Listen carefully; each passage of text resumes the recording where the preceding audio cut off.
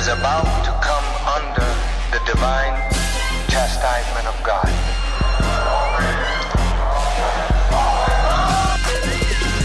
It's not a game, not even a war. Beyond rain, beyond storm. No one can make an intelligent decision without being properly informed. This is why this world wants to control the media. This is why media hype can take you up, take you down. So you don't know anymore who's really good, because the media can make a wicked man look good and make a good man look evil. That is why.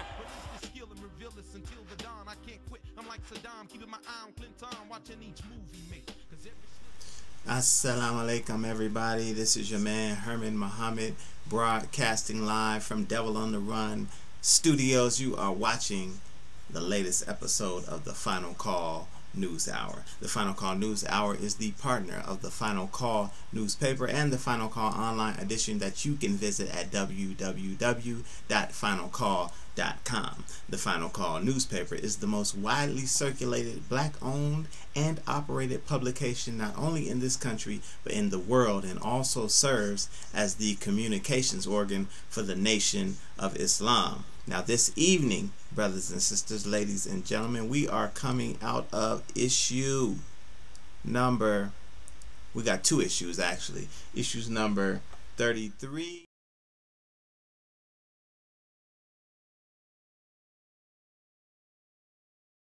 excuse my mic, issues number 33, number 6. That's one issue, and which reads, let me read it for you. A family's pain and perseverance. Kendrick Johnson went to school with a book bag and came home in a body bag. His parents and loved ones refused to give up the fight to get justice for him. Authorities say he died after falling into a rolled up mat. His parents never believed that and share who he was and why their struggle must continue. And that story starts on page 3 of that particular issue of the Final Call newspaper. And the next issue we're going to deal with, got a lot to cover tonight, it's volume number 33, issue number 7,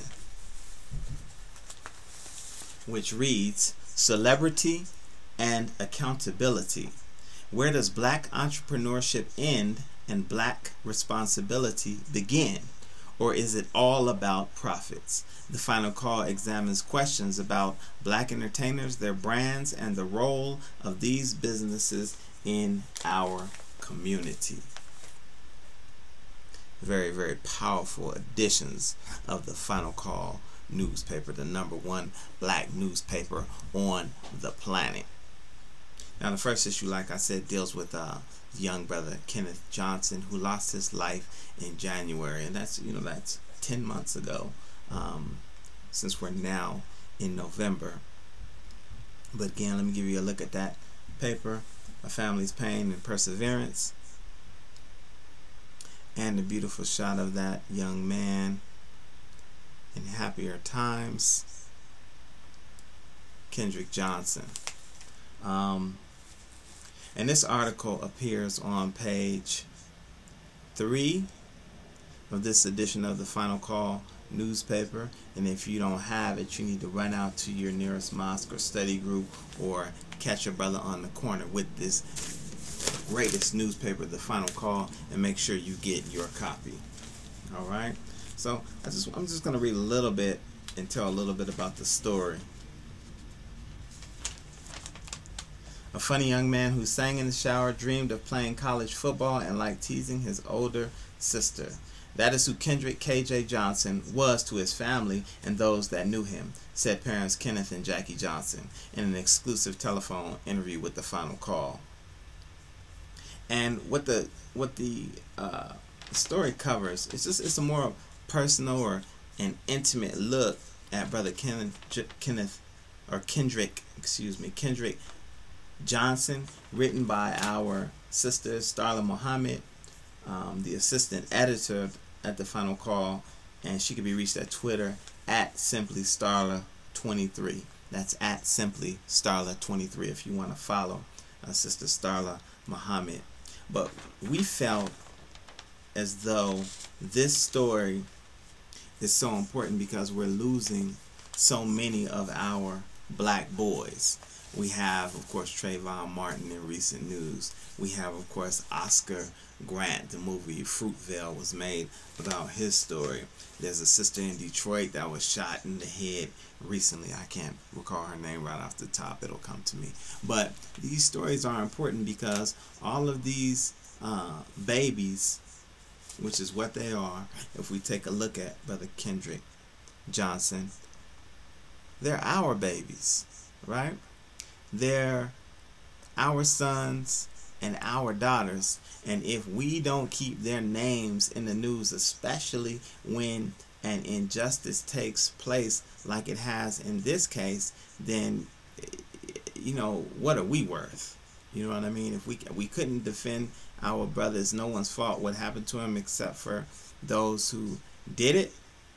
But once an injustice has been done, we have to do as much as we can to bring justice to the situation, and that's just what Kenneth and Jacqueline Johnson are doing in regards to their son Kendrick. The story, if you don't recall, this happened, like I said, in January of 2013. This young man, a basketball player, active young man, intelligent young man, just overall seemed like a really good boy.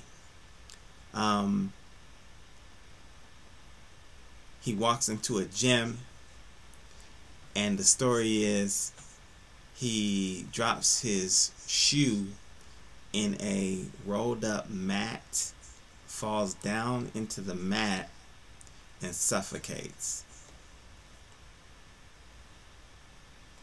Falls down into a mat and suffocates. Now, you and I both know that don't make no damn sense. And so the Final Call, like, unlike any other publication on the planet, has the audacity to make this the front page story, which they did not only in this volume, which is or this number, which is volume 33, number 6, but also they put him on the front cover a few issues back in volume 33, number 3.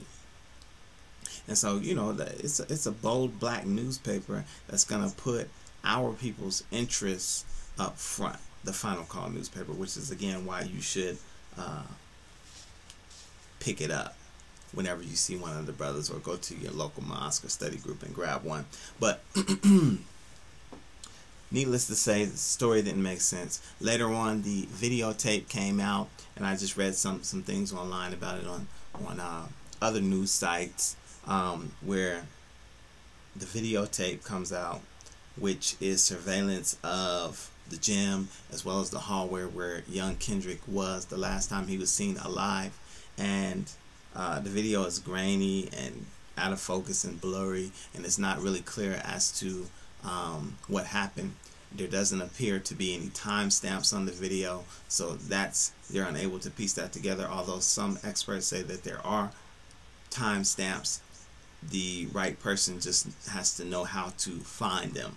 But what is important to note is that on the video that did surface, whether it has timestamps or not, there was at least an hour missing from that videotape. And so the whole investigation has been botched from day one. But like I said, it's just important to keep these stories in the news. This young brother's name is Kendrick Johnson, and he was murdered. You know, they say it was an accident. That was the initial reports. Now they're saying it's suspicious. The Department of Justice is getting involved. But we have to keep the young brother's name in the news. So pick up that latest edition of the Final Call, and you know, let's let's defend our own brothers and sisters, ladies and gentlemen, because if we don't do it, I guarantee you, no one else will. That's a PSA. That's a public service announcement from Brother Henry Muhammad and the Final Call News Hour. If we don't protect our babies, I can guarantee you that no one else will. So we're going to move on to the next story, which is very interesting, and we're going to come right out of this next edition, which again is volume 33, number 7, Celebrity and Accountability. And it appears on page 2 of this edition of the Final Call newspaper. And I got some pieces highlighted because this is very, very important. And this particular piece is written by Sister Charlene Muhammad, the national correspondent who writes out of usually on the West Coast. And she could be reached at Sis Charlene on Twitter if you want to follow her. And the article is entitled Celebrity Accountability, Should It Matter to Black America? And it starts out, star power, social responsibility, and controversy surfaced again over a partnership between hip-hop entrepreneur Jay-Z, aka Sean Carter, and a high-end store accused of racially profiling customers, and rapper businessman Kanye West's appropriation of the Confederate stars and bars flag for a clothing line. Man, this is powerful stuff here. We'll give you a shot of Jay-Z because we're going to talk about the Jigga first. Here's a shot of Jay-Z so we know exactly who we're talking about. Jay-Z issued a statement on November 15th defending his decision to keep his product line partnership with Barney's, despite lawsuits alleging the New York store racially profiled black customers. One customer was arrested after using his own credit card to purchase a $350 belt. I know many of you think he should have been arrested for buying a $350 belt. But Jay-Z says in his statement, the easy position would have been to walk away and leave policy making to others, hoping that someone addresses the problem. I will not leave the outcome to others. I will take this into my own hands with full power to recommend, review, and revise policies and guidelines moving forward, said Jay-Z. Right? So his business manager, Jay-Z's business manager, said that this was a decision to take on Barney's head on and to really get something out of it. Jay-Z continues, as I previously stated, the collaboration with Barney's has always been about giving, and the Sean Carter Foundation.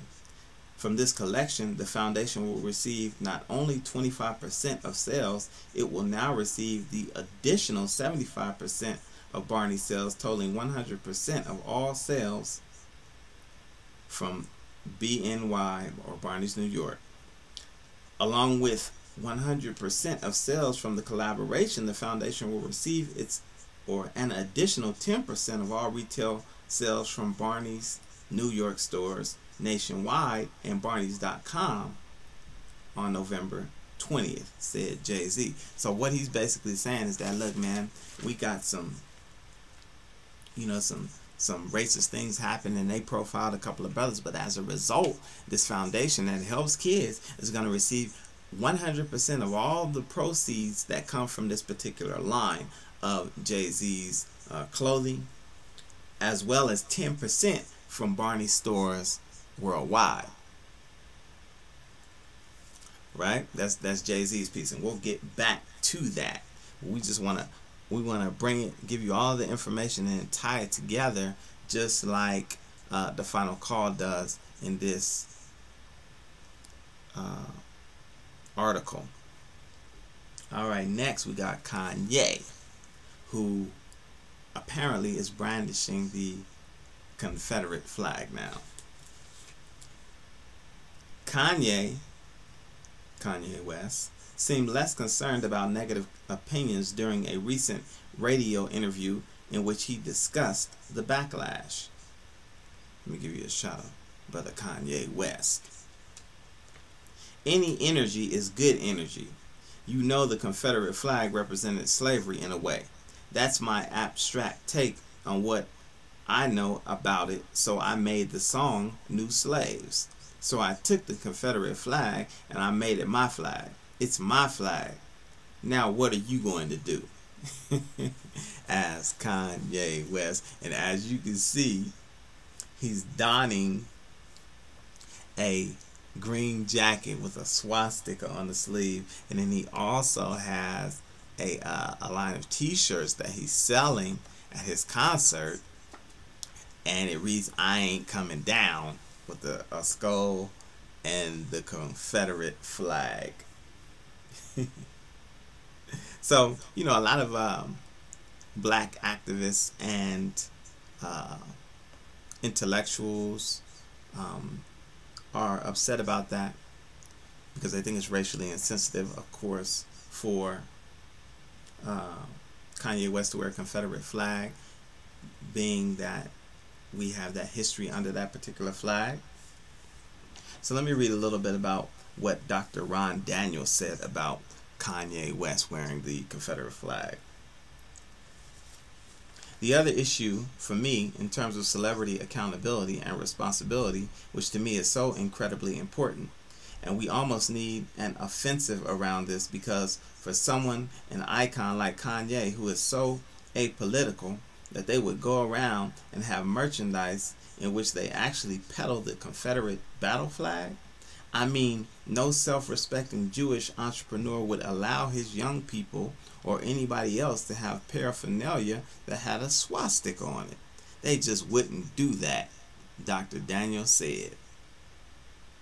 Now, so that's a criticism against Kanye West, right? No self-respecting Jew would wear or allow their youth or anyone else to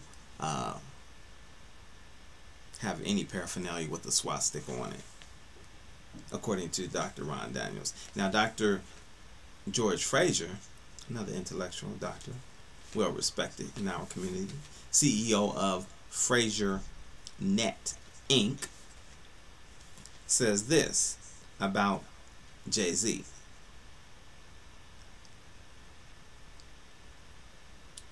So you could be a millionaire, athlete, or entertainer, rap singer, or whatever it is.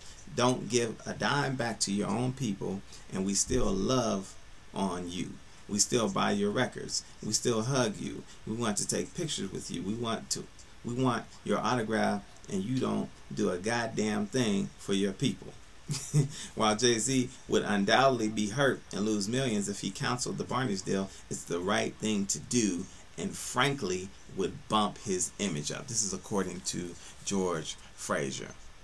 Now let me give you a shot again of Brother Jay-Z, the Jigga, who apparently needs to, according to this brother, needs to cancel that Barney's deal, make them look good for black folks.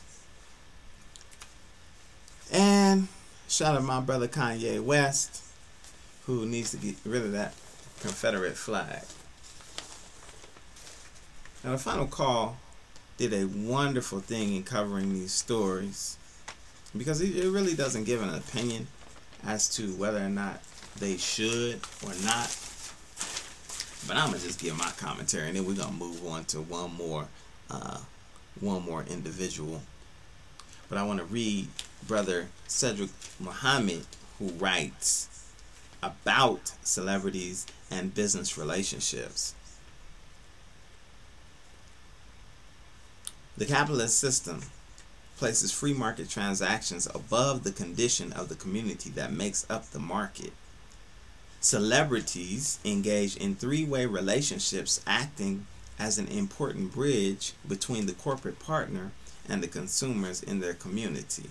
They, the celebrities, don't have the most responsibility from the condition of the community, nor the most responsibility to set policy at the corporation level, but they have the most responsibility to be truthful in representing what is going on in a three-way relationship. This is what Brother Cedric, who is actually a member of the Nation of Islam Research Department, brilliant economist, brilliant brother, that's what he says about it, and I agree with him 1000%. And my thing is, you can have Jay-Z and you can have this Barney's deal, and the thing is that we got to keep it 100. You know, Jay-Z is a multi-millionaire. They say he's running up on, probably between him and Beyonce, they got $1 billion.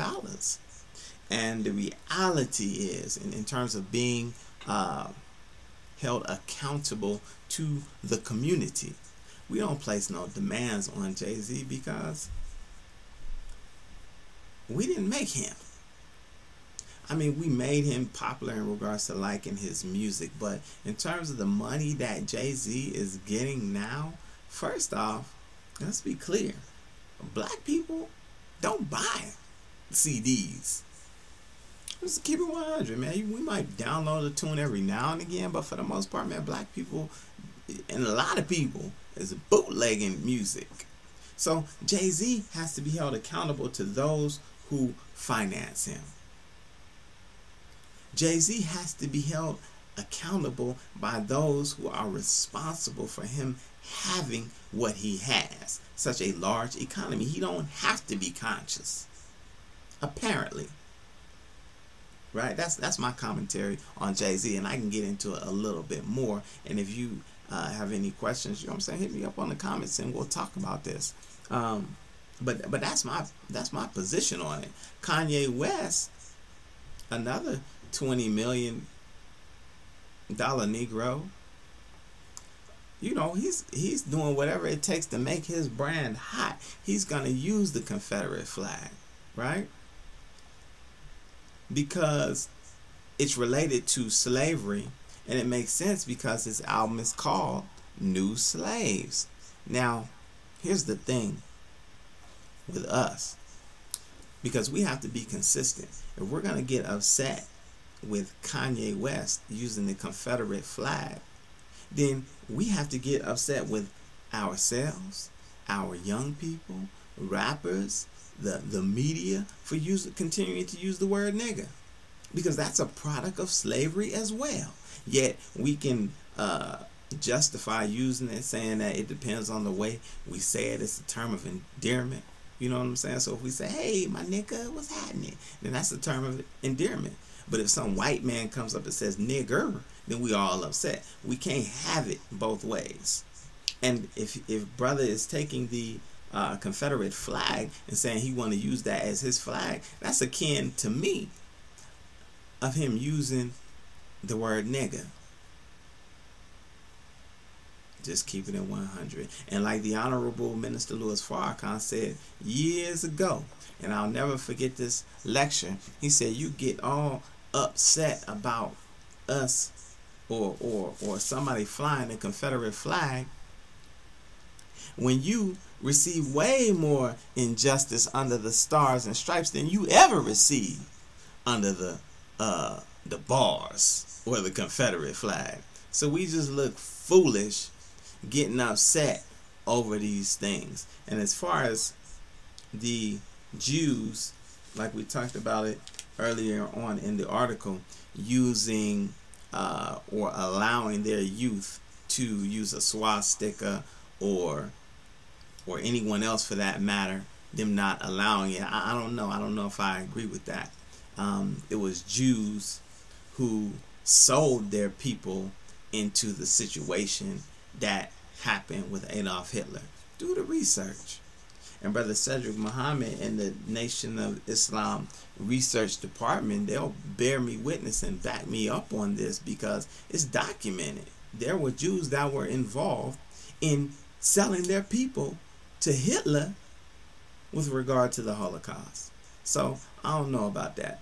I think Jay-Z, that is a brilliant business person, and he's using this situation to parlay it into something beneficial for him and his foundation, and for those people that it benefits. Now that may seem unheroic or unrighteous to some, like George Frazier, but to others might look like it's wise. So I think it just depends on who's looking at it and what your opinion is. Now later on in the article, we talk about another up-and-coming rapper who's actually one of my favorites. And for the record, I like Jay-Z and I like Kanye, but I like this young brother just as much, if not more. And it's Kendrick Lamar, who recently was crowned GQ's King of Rap, or the Man of the Year with regard to rap. And I'm going to read this. This again appears in the final call. Recently, breakout artist Kendrick Lamar was named one of GQ magazine's 2013 Men of the Year. However, he and his management objected to the way they were characterized in an article for the magazine written by Steve Marsh because of its racial overtones. In a scathing statement, Anthony Top Dog Tiffith, CEO of Kendrick Lamar's label Top Dog Entertainment, characterized Mr. Marsh's writing as relying on lazy comparisons and offensive suggestions. And he says, this is his statement: "This week, Kendrick Lamar was named one of GQ's 2013 Men of the Year, an honor that should have been celebrated as a milestone in his career and for the company. Instead, the story written by Steve Marsh put myself and my company in a negative light. Marsh's story was more focused on what most people would see as drama or BS. To say he was surprised at our discipline is completely disrespectful. While we think it is a tremendous honor to be named as one of the Men of the Year, these lazy comparisons and offensive suggestions are something we won't tolerate. Our reputation, work ethic, and product is something that we guard with our lives." And it goes on to say that Kendrick Lamar was supposed to perform at a November 12th celebration party sponsored by the magazine, but declined to perform. And I just gotta say, a big black power fist to brother Kendrick Lamar and Anthony Top Dog Tiffith, CEO of that record company, because Top Dog Entertainment, because it's about time. It's about time. And I read a little bit more on the story, and what happened was they honored brother with one of the covers and a story, but in the story it was kind of like a backdoor diss, because he was surprised at the fact that Kendrick's crew weren't drinking, weren't smoking no weed, that Kendrick Lamar hardly even looked at the scantily clad young women that were walking around the circle. And he was saying it was like it was like some sort of rare anomaly that a black man wouldn't be smoking, drinking, or acting hedonistically toward women. And so Kendrick Lamar and his management found that straight up disrespectful. They said that what they do is an art, it's a craft, and they take pride in everything they do. So I applaud Kendrick Lamar and his management team for kicking these cats to the curb. Okay, you can honor me in the magazine, but don't be disrespectful. You know what I'm saying? We're proud to be what we are. Again, shots out to brother Kendrick Lamar and his new company. In this edition of the Final Call News Hour, that's Kendrick Lamar right there. Puts it down. Praise be to Allah. So look, we're running up on time. We just wanted to stop in and holler at the people and let them know about these stories, but I can't leave you without letting you know about what's going on with the Muhammad's economic blueprint. as we said in previous shows, you need to log on to www.economicblueprint.org and donate. What we're asking 16 million of our people to do is to donate 5 cents a day. 5 cents a day. That's 35 cents a week, $1.40 a month, $18.20 a year. And at the end of a year's time, if all 16 million of our working class people donate, we will have a whopping $291 million.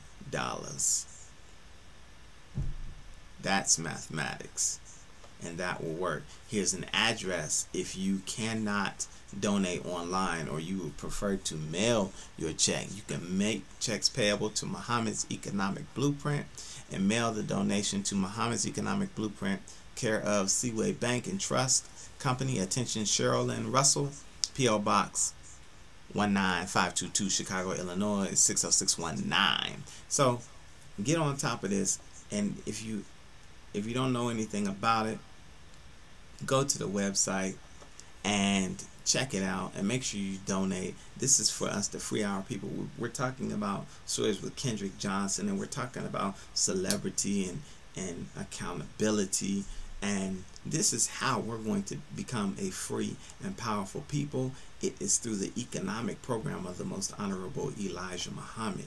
Let me give you a shot of him. And so he knew, of course, that it was going to be tight for all of us. So he's just asking us through his representative for a nickel a day. 1 nickel a day, 5 cents. And at the end of the year, we'll see what we can do. The plan is to buy some producing land and to start to feed our people, to start clothing our people, to start providing employment for our people, because evidently in the United States of America, they can no longer provide this, not only for us, but they can't even provide employment for their own people. And the Most Honorable Elijah Muhammad said that a day like this was coming, and we have walked up on it, and we have walked up in it. And so the economic blueprint is how we're going to get free. So please participate in that. You can hit me up anytime and we could talk about it. Most everybody knows where I'm at. But look, that's what we have today. I got to plug one more thing before I get out of here, and that is this show has been brought to you today by your brother Herman Muhammad and his book,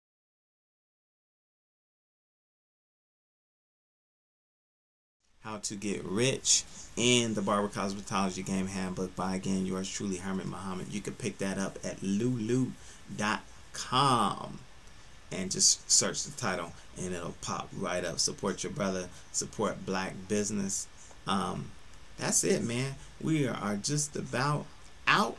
I want to thank you all for tuning in. Follow me on Twitter at Brother Herman, and on Facebook I'm Herman Supreme Style Muhammad. Until next time, remember, if you don't stand for something, you'll fall for anything. Stay black, stay strong. Peace. We out.